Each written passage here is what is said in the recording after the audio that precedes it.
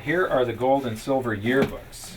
So you want to get these. They're not cheap. They're like $350 each. But in them, you've got all of the data as far as these are from CPM Group. There are also analysis done by Goldfields Mineral Survey. So those are the two companies that the industry, the precious metals industry, basically hires these companies to go out and do an analysis on available supplies and where it's the demand. So it breaks it down country by country where the gold and silver are coming from.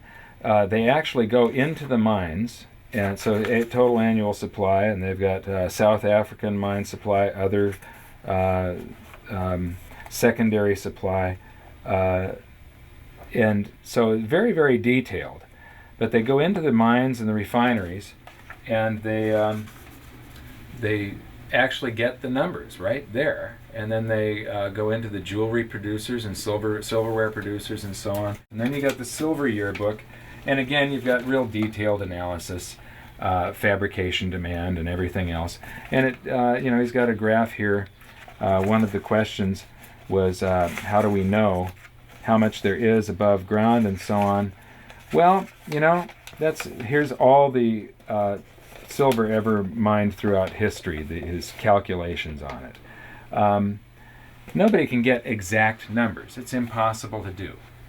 What you can do is you can do the best with the data that you've got. And right now, there is more silver than gold in the world. You've got to realize that when I say that there's more silver, that there's less silver for investors to buy today, is what I'm talking about is bullion coins and bars only. I'm not, stuff on the exchanges and what's in the dealers. I'm not talking about jewelry and silverware and all of the other, antiquities, religious artifacts, all of the other uses for silver where there's silver above ground. If you took all of those and you melted them down, there would probably be about 5 times more silver above ground than gold. But of the silver and gold that investors can buy today, what they can chase after, what's on the exchanges and in the dealers, there's probably about 5 times more gold today than there is silver. And that's the official numbers from the exchanges and so on. So, Creature from Jekyll Island. That's a must-read.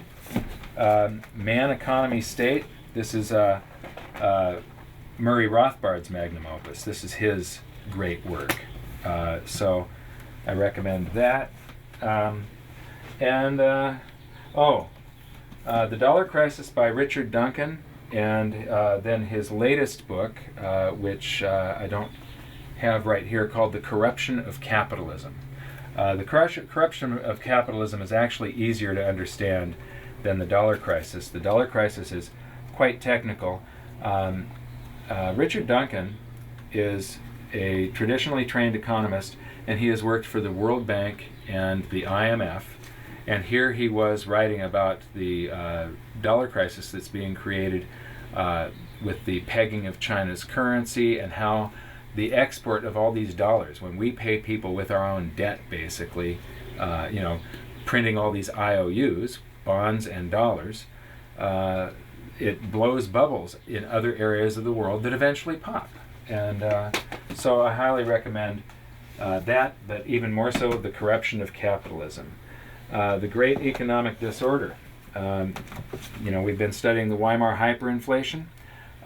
These are just 2 of the dozen books or so that we have on the Weimar Hyperinflation.